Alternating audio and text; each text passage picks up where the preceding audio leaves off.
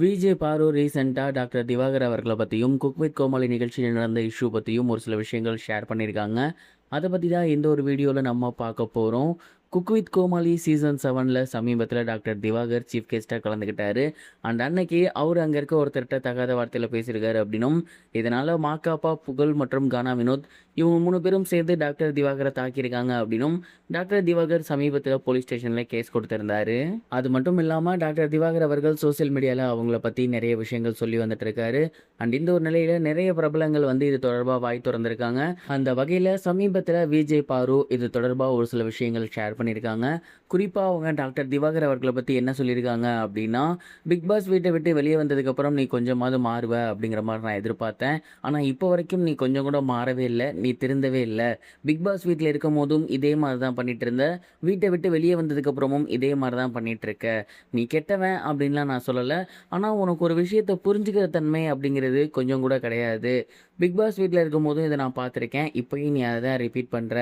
உங்ககிட்ட யாராவது நல்லா பேசிட்டாலோ இல்லை உங்ககிட்ட கொஞ்சம் அட்வான்டேஜ் எடுத்துக்கிட்டாலோ நீ அவங்கக்கிட்ட பேசுகிற முறை அப்படிங்கிறது டோட்டலி மாறிடுது.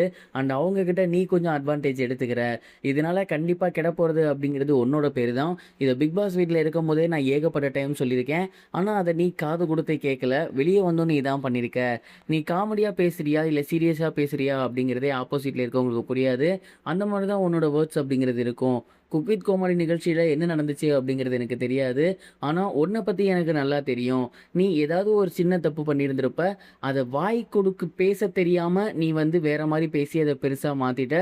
அண்ட் இப்போவும் ஒன்றும் கெட்டு போல, தயவு செஞ்சு இந்த மாதிரி பேசிகிட்டு இருக்காத, அமைதியாயிரு.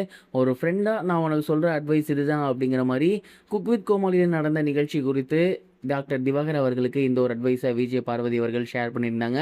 மேலும் அவங்க என்ன சொல்லியிருந்தாங்க அப்படின்னா, அந்த நிகழ்ச்சியில் என்ன நடந்துச்சு அப்படிங்கிறது எனக்கு தெரியாது. ஒரு வேளை நீ தப்பு பண்ணியிருக்க, அதற்கான ஆதாரங்கள் அவங்கக்கிட்ட இருக்குது, வீடியோ ஆதாரங்கள் வெளியாகுது அப்படிங்கும் பட்சத்தில் கண்டிப்பாக உன்னை அடிக்க போகிற முதல் ஆள் நானாக தான் இருப்பேன்.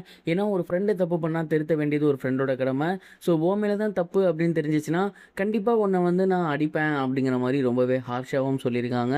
அண்ட் பிக் பாஸ் வீட்லேயே இவங்க 2 பேரும் ரொம்ப க்ளோஸாக இருந்தாங்க.